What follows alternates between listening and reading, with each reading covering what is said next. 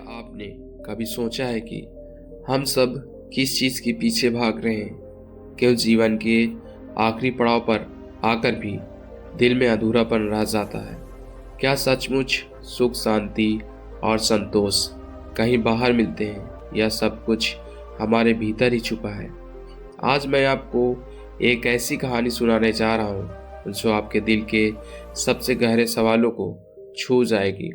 लेकिन कहानी में डूबने से पहले अगर आप भी अपने जीवन में सच्चाई, शांति और जागृति पाना चाहते हैं तो इस चैनल को अभी सब्सक्राइब कर लीजिए, क्योंकि आगे जो आप सुनने वाले हैं वह सिर्फ एक कहानी नहीं है बल्कि एक आत्मिक यात्रा है। तो आइए चले बुद्ध के साथ उस रहस्य की ओर जिसे जानकर एक वृद्ध आदमी मुस्कुराते हुए व्यक्ति को गले लगा लेता है। एक बार की बात है, एक नौजवान युवक बुद्ध के पास आता है और उनसे कहता है कि हे बुद्ध, क्या आप मेरे एक सवाल का जवाब देंगे? बुद्ध ने मुस्कुराते हुए कहा कि पूछो, क्या पूछना है? इसके बाद उस युवक ने कहा कि हे बुद्ध, मेरी उम्र अभी बहुत ज़्यादा नहीं है, लेकिन मैं बहुत परेशान रहता हूँ, बहुत दुखी रहता हूँ। मैं आपसे यह जानना चाहता हूँ कि मेरे जीवन में अभी से इतना दुख है तो मेरी जिंदगी तो अभी बहुत बाकी है। क्या मेरे जीवन में दुख बढ़ते ही रहेंगे कि इन दुखों से छुटकारा पाने का कोई रास्ता नहीं है? यह सुनकर बुद्ध कहते हैं कि कहाँ है तुम्हारे दुख? मुझे तो दिखाई नहीं दे रहे। यह सुनकर वह युवक कहता है कि यह दुख तो मेरे अंदर है, मेरे भीतर है। वह आपको कैसे दिखाई देंगे? यह सुनकर बुद्ध उसी वक्त से पूछते हैं कि क्या तुम्हें अपने दुख दिखाई देते हैं? वो युवक कहता है कि यहाँ बुद्ध, मैं अपने दुखों को भाली भांति देख रहा हूँ। तब बुद्ध ने पूछा कि दुखों का मूल क्या है? बुद्ध और उस युवक में चर्चा चल ही रही थी कि तभी एक बिच्छू दौड़कर वहां पर आता है। वह बिच्छू तथागत बुद्ध के कान में कुछ कहता है। इसके बाद बुद्ध उसी वक्त से कहते हैं कि चलो, आज मैं तुम्हें जीवन का सत्य दिखाने के लिए एक जगह पर लेकर चलता हूँ। वहां पर तुम्हें कुछ भी नहीं बोलना, चुपचाप सारी बातें सुनते रहना है। इसके बाद तुम्हें अपने सारे प्रश्न के उत्तर खुद ही मिल जाएंगे। यह सुनकर वह युवक गौतम बुद्ध के पीछे पीछे चलने लगता है। कुछ दूर मिलने के बाद गौतम बुद्ध एक घर में प्रवेश करते हैं। घर में प्रवेश करने के बाद वो युवक और तथागत बुद्ध देखते हैं कि वहाँ पर बहुत सारे लोग खड़े हैं और बीच में चारपाई पर एक वृद्ध आदमी लेटा हुआ है।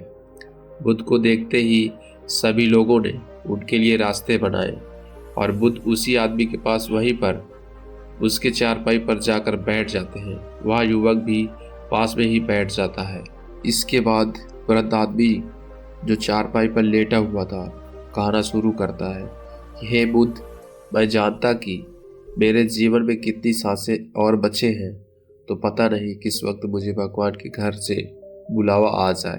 मैं मरने से पहले अपने कुछ सवालों के जवाब आपसे जानना चाहता हूँ। मुझे पता है कि उन सवालों के जवाब आप ही मुझे दे सकते हैं, इसलिए मैंने आपको यहाँ पर बुलवाया है। इसके बाद उस वृद्ध आदमी ने कहना शुरू किया कि बुद्ध, आपने आखिरी वक्त मुझे अपने बचपन के दिन बहुत याद आ रहे हैं। मैं अपने बचपन के दिनों को याद करता हूँ और सोचता हूँ कि वह भी क्या दिन थे। ना कुछ पाने की फिक्र, ना कुछ खोने का गम।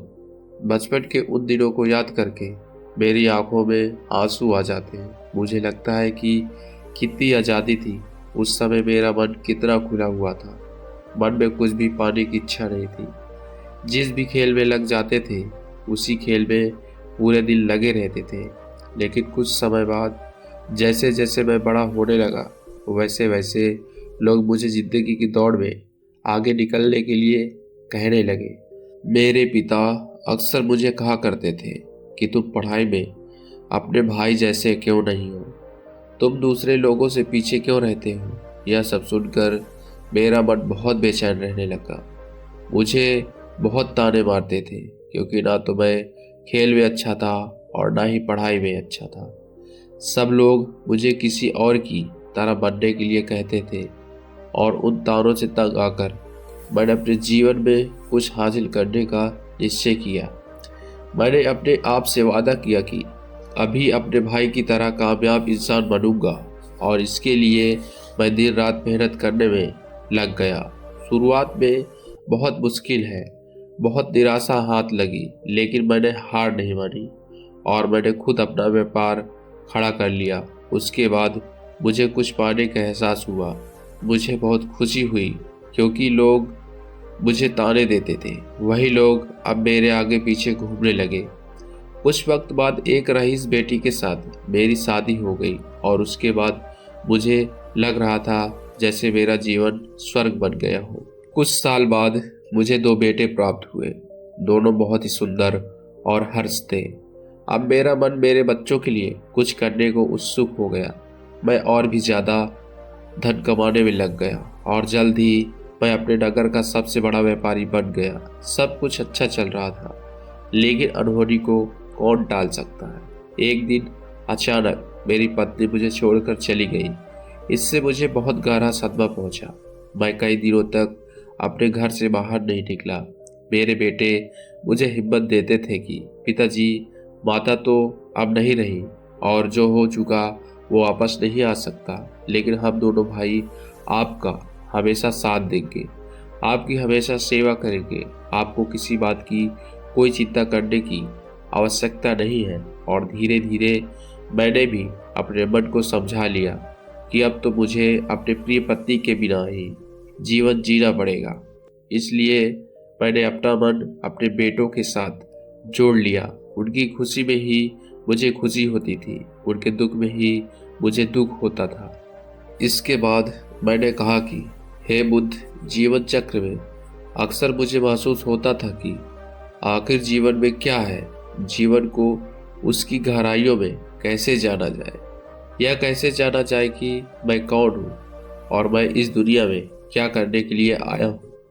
ऐसे तमाम सवाल मेरे मन में उठते रहते थे और मुझे आपके बारे में भी पता चला कि बुद्ध ऐसी ध्यान की प्रणालियाँ बताते हैं जिससे जीवन का मतलब समझा जा सकता है। लेकिन मैं हमेशा सोचता रहता था कि पहले मैं अपने जीवन से दुखों और परेशानी को दूर कर देता हूँ, उसके बाद ध्यान में मैं अपना पूरा मन लगाऊंगा। और यही सोच सोच कर मैं कभी ध्यान नहीं कर पाता था। धीरे धीरे वक्त बीत गया और आखिर में उम्र ढलने के बाद में मैं बीमार पड़ गया। वैसे मेरे जीवन में कोई कमी नहीं रही। मेरे बेटों ने मेरा अच्छा साथ दिया। मैंने जीवन में बहुत कुछ हासिल भी किया, लेकिन अब मैं अपने जीवन में अगर पीछे मुड़कर देखता हूँ तो मुझे एहसास होता है कि मेरे बचपन के दिन ही सबसे प्यारे दिन थे। तब उस आदमी ने मुझसे पूछा, मैं चंद मिनट का मेहमान हूँ, यह मैं जानता हूँ, लेकिन क्या कुछ ऐसा सूत्र मुझे बता सकते हैं जिससे कि मैं सुकून से मर सकूं, मेरे मन के सारे सवाल जवाब शांत हो जाएं और मैं जीवन का असली मतलब समझकर मर सकूं। यह सुनकर बुद्ध ने कहा कि हर इंसान को बचपन के दिन प्रिय क्यों होते हैं, क्योंकि उस समय उसे कोई भी चिंता ही नहीं रहती। वह आज़ाद होता है, उसके मन में कोई लालसा नहीं होती। जिस काम में भी लग जाता है उसी में मग्न हो जाता है। लेकिन जैसे जैसे इंसान की आयु बढ़ने लगती है, वैसे वैसे उसकी इच्छाएं, उसकी कामनाएं दिन ब दिन बढ़ती जाती हैं और इसलिए अक्सर इंसान भविष्य की तैयारी में लगा रहता है या फिर अतीत के बारे में सोचता रहता है और वर्तमान में जीना भूल जाता है। और वही अगर हम किसी छोटे बच्चे को देखें तो उसके लिए कोई भविष्य या कोई अतीत नहीं होता, उसके लिए बस वर्तमान होता है और इसलिए वर्तमान में पूरा आनंदित होकर रहता है। तुमने अपना पूरा जीवन अपनी कामयाब हो, अपने बेटे, अपनी पत्नी और अपने भविष्य की योजनाओं में ही बिता दिया और तुम हमेशा यही सोचते रहे कि पहले मैं अपने जीवन को व्यवस्थित कर लेता हूँ और उसके बाद सत्य की खोज करूँगा, उसके बाद ध्यान करूँगा। लेकिन हम यह भूल जाते हैं कि कल कभी नहीं आता, भविष्य की योजनाएं कभी पूरी नहीं होती। जब एक योजना पूरी होती है तो हमारा मन दूसरी योजना बना लेता है और इसी प्रकार जीवन चक्र चलता रहता है। और अब आखिरी समय में जब मृत्यु तुम्हारी सैया पर लेटी हुई है तो तुम्हें एहसास हो रहा है कि मैंने जीवन में कुछ भी हासिल नहीं किया। अब तुम्हें लग रहा है कि जो भी तुमने किया उसमें से तुम एक सुई भी अपने साथ नहीं ले जा सकते। अगर यही बात तुम उस वक्त समझ लेते तो मृत्यु कभी निश्चित होकर नहीं आती, वह तो कभी भी आ सकती है। अगर यह बात उस वक्त तुम समझ लेते तो तुम उसी वक्त ध्यान और सत्य की खोज में लग जाते। तुम कोई ऐसी चीज खोजने की कोशिश करते जो तुम्हारे साथ जा सके, जो तुम्हें परिपूर्णता से मरने का मार्ग दिखा सके। उस वृद्ध आदमी ने हाथ जोड़कर बुद्ध से कहा कि बुद्ध, यह तो मैं जानता हूँ कि मुझसे गलतियां हुई हैं, मैंने अपने जीवन को सार्थक रूप से जिया ही नहीं है और इस बात का मुझे बहुत गहरे में एहसास हो चुका है। लेकिन मैं आपसे फिर से वही सूत्र जानना चाहता हूँ कि क्या मैं परिपूर्णता के साथ नहीं मर सकता? क्या मुझे अभी सत्य की कोई झलक नहीं मिल सकती? यह सुनकर बुद्ध ने उस आदमी का बहुत साला हुआ कहा कि अब तो एक ही सूत्र समझने लायक रह जाता है और वह यह सूत्र है कि तुमने जीवन में जो कुछ भी पाया या जो कुछ भी खोया वह सब यही छोड़कर चले जाओ। उसे अपने मन के साथ छोड़कर मत ले जाओ। अपने मन में यह भाव पैदा करो कि तुमने अपने जीवन से बहुत कुछ सीख लिया है और वास्तविकता में तुमने अपने जीवन में बहुत प्रगति की है, क्योंकि तुमने यह जान लिया है कि जीवन में कुछ भी सार्थक नहीं है और यह जानना भी बहुत बड़ी उपलब्धि होती है। लोग जीवन भर जीते जीते मर जाते हैं, लेकिन उन्हें जीवन की निरर्थक का कोई पता नहीं चलता। इसलिए अभी अपने मन से सारे सवाल गिरा दो और यह भाव पैदा करो कि जीवन में जो कुछ जानने जैसा था वह मैंने जान लिया है और अब जीवन में कुछ भी जानने जैसा नहीं बचा है। जब तुम इस बोध से भर जाओगे तो तुम बिल्कुल खाली होकर मृत्यु को प्राप्त हो जाओगे और वास्तविकता में यही मरने की कला होती है। हमने जीवन में जो कुछ जी पाया, जो कुछ भी खोया, वह इसी दुनिया का था और वह यहीं पर रह जाएगा। हमारे साथ कुछ भी नहीं जाएगा। हम खाली जाएंगे, हम बिल्कुल खाली जाएंगे। और जो लोग अपने मन से बिल्कुल खाली होकर जाते हैं वह वास्तव में उनके अंदर ज्ञान का दीप जल जाता है और वह आगे चलकर दूसरे जन्मों में उन्हें निर्वाण की स्थिति को प्राप्त कर सकते हैं। लेकिन उससे पहले तुम्हें इस जीवन की निरर्थक को समझना होगा। यहाँ पर कुछ भी पाना या कुछ भी खोना कोई मायने नहीं रखता। इसके बाद बहुत देर तक मैंने कोई सवाल नहीं पूछा और वह मुस्कुराते हुए मृत्यु को प्राप्त हो गया। इसके बाद बुद्ध ने उस नौजवान युवक से पूछा कि क्या तुम्हें अपने सवालों के जवाब मिले, और मिले तो तुम्हें क्या जवाब मिले, सभी को बताओ। उसी वक्त युवक ने कहा कि हे बुद्ध, मुझे अपने सवालों के जवाब मिल गए हैं। वृद्ध आदमी के जीवन चक्र से मैं समझ गया हूँ कि जीवन में कुछ भी पाने जैसा नहीं होता। सुख हो या दुख, सब कुछ यही पीछे रह जाता है और अगर हम इसी चक्कर में फंसे रह जाएंगे तो हम सत्य को कभी नहीं जान पाएंगे। इसलिए जीवन में सुख और दुख तो चलते ही रहेंगे। इसके साथ साथ चलते हुए ही हमें सत्य की खोज करनी पड़ेगी। लेकिन बुद्ध, मेरे मन में अब भी एक सवाल बाकी है जिसका जवाब जानना सबके लिए बहुत ज़्यादा ज़रूरी है। मेरा सवाल है कि मैं ध्यान की यात्रा करने के लिए बहुत प्रेरित हुआ हूँ, लेकिन मुझे कोई मार्ग नहीं पता। ध्यान कैसे किया जाता है कि ध्यान की सभी प्रक्रियाएं तुम्हें होश में लाने के लिए ही बनी है, तुम्हें वर्तमान में लाने के लिए ही बनी है। अगर तुम किसी भी काम को पूरी उपस्थिति के साथ पूरे एकाग्र भाव से अपने आप को पूरा इकट्ठा करके कर सकते हो तो तुम ध्यान में ही होते हो। लेकिन हमारा ध्यान इधर उधर भटकता रहता है। अपना काम करते करते वर्तमान में रहने के लिए मैं तुम्हें एक छोटी सी विधि बताता हूँ जिसके जरिए तुम अपना काम भी कर सकते हो और ध्यान को भी समझ सकते हो।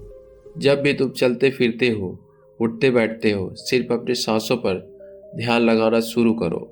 सांस किस नाक से आ रही है, किस नाक से जा रही है, ना कि कौन से कोने से टकरा रही है। सिर्फ तुम उसके साक्षी भर हो, सिर्फ उसको देखते रहो। कुछ भी काम कर रहे हो, चल रहे हो, फिर खाना खा रहे हो, सिर्फ अपने सांस पर ध्यान लगाओ। और यह करते वक्त तुम्हें महसूस होगा कि तुम्हारा दिमाग, तुम्हारे विचार तुम्हें इधर उधर ले जाते हैं, लेकिन थोड़ी देर बाद तुम्हें फिर से होश आएगा कि तुम्हें अपनी सांसों पर ध्यान लगाना है, और तुम्हारा ध्यान फिर से सांस ऑटोमेटिक जाएगा। और धीरे धीरे जब तुम अपने विचारों को देखने लगोगे, तुम पाओगे कि विचार विलन होने लगे हैं।